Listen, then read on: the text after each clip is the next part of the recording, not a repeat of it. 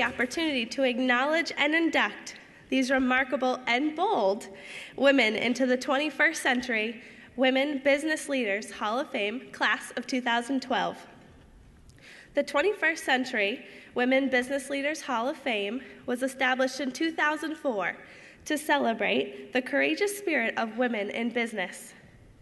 Through this virtual Hall of Fame, located on the college's website, baypath.edu, thousands of visitors via the internet have learned the stories of these remarkable women. More importantly, the Hall of Fame provides a way for students to learn and appreciate the qualities that make up successful women business leaders.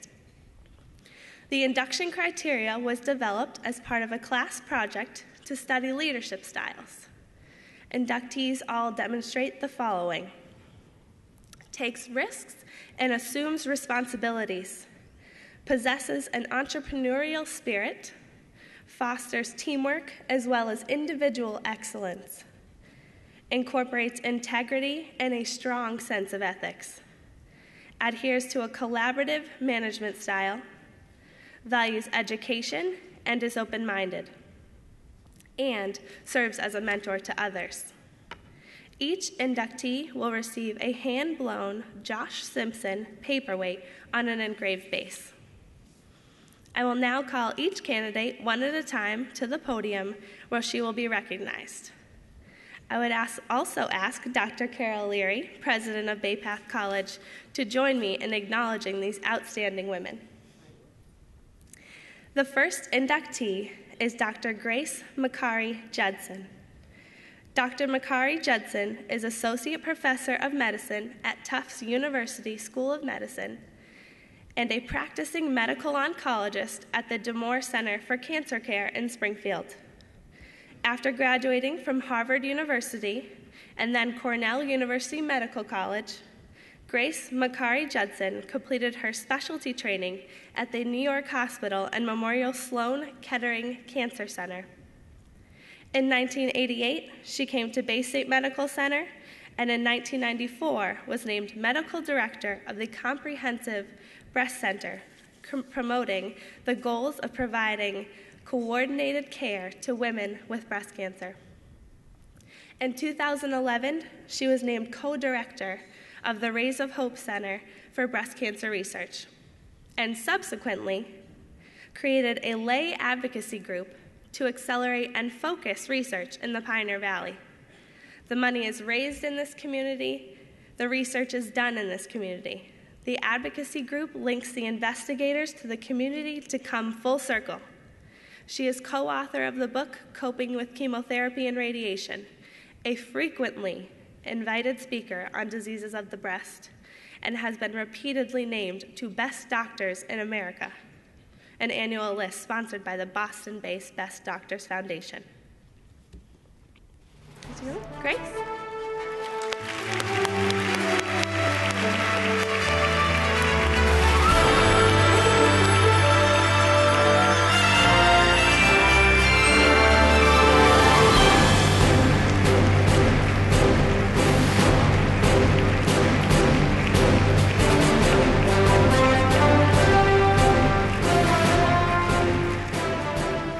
Thank you. What a privilege, and it's certainly been a wonderful morning, and I'm so proud to be here, and what a privilege this is for me.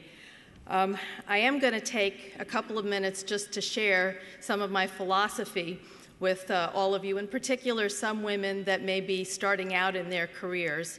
And I'm going to focus on three themes. And the themes that I'm going to focus on are: surround yourself with people that share your vision and goals. Number two is to reinvent yourself every now and then. And number three is take care of yourself. So just to start out, surround yourself with people that share your vision and goals. You know, we talk a lot about mentors, and certainly a lot of this conference today is about mentorship.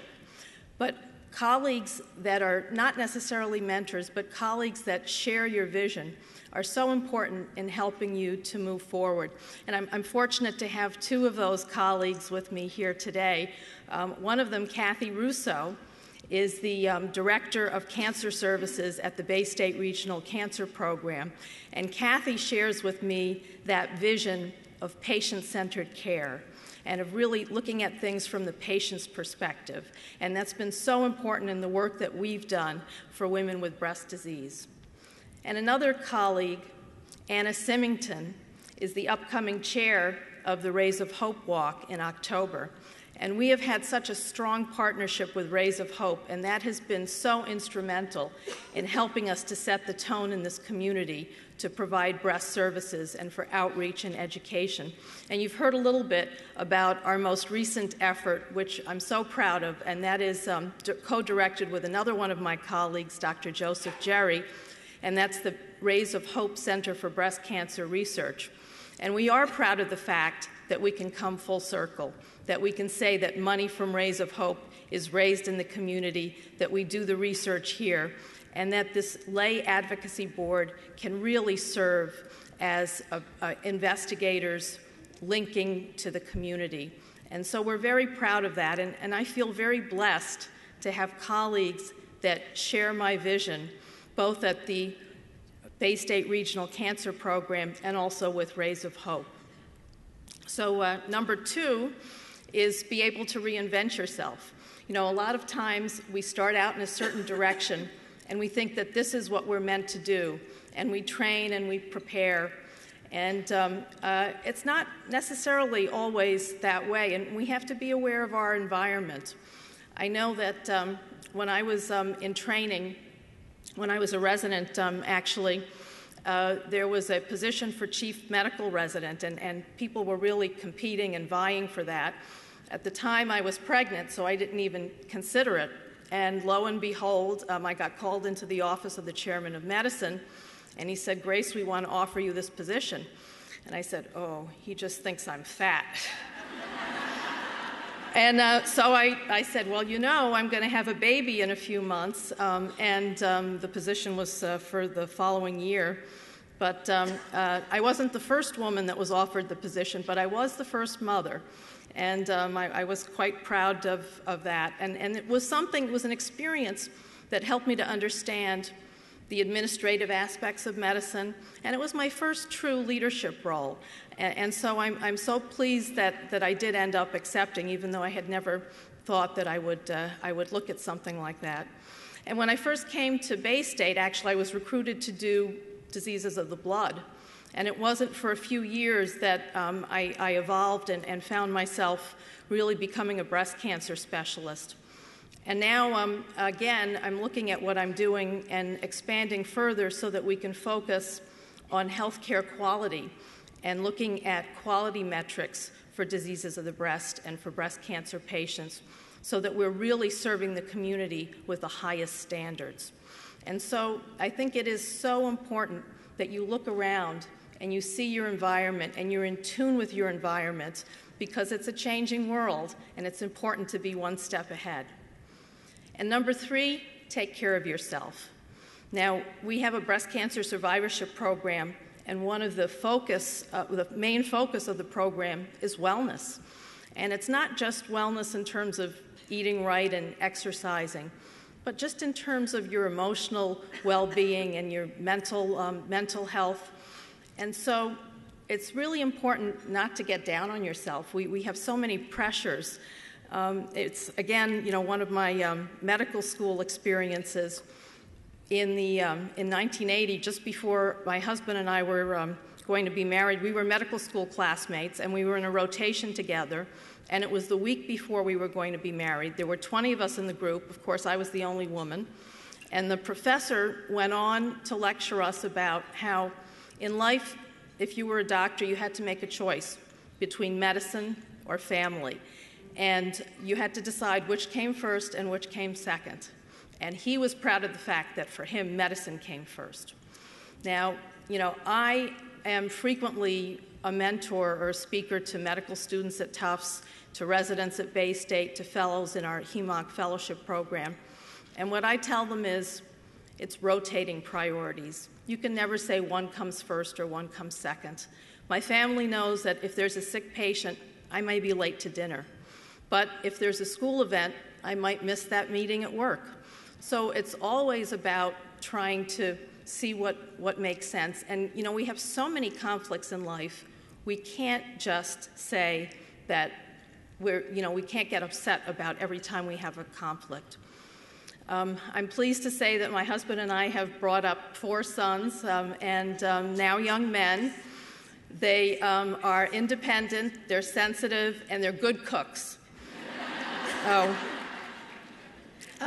They know the reality of what it's like being in a family with 2 doctors. My 2 oldest sons have chosen medicine as a profession. The 2 younger sons, definitely not. In fact, one of them, when he was 7, said to me, "Mommy, I don't want to be a doctor. I want to own the hospital." So I think I'll be working for him. One of my biggest thrills came last year when my oldest son, Chris, graduated from Tufts Medical School. And as a faculty member, I was invited up on stage to join the dean in giving him his diploma.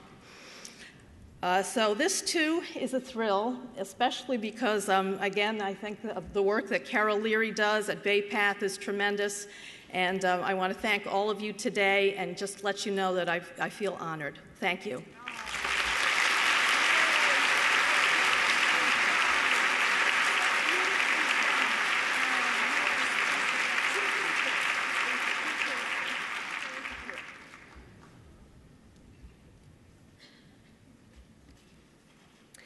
Our next candidate for induction is Majora Carter. Eco-entrepreneur and visionary, Majora Carter has taught us that the environment is the vital and visible connection between a community's health and wealth.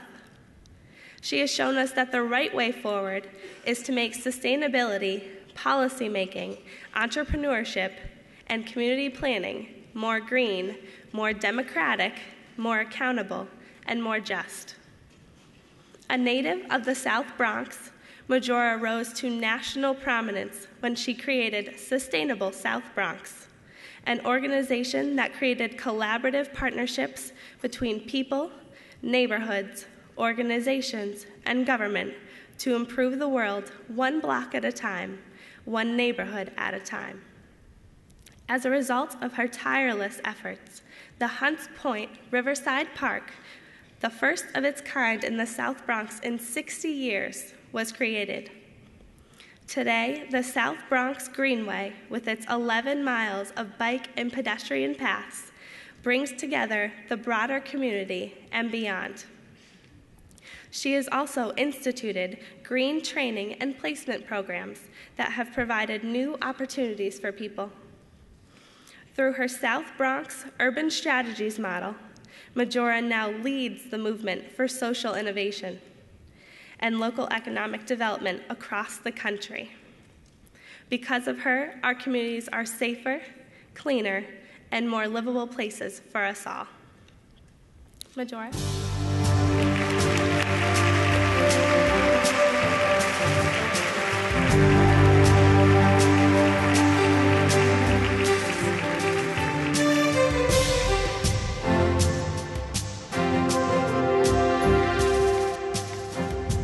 Hi there, everybody. I just wanted to say how honored I am to have been inducted into this fabulous Hall of Fame, and congratulations to everyone and for all of you for just being here and showing up for your lives. Thank you so much. Take care.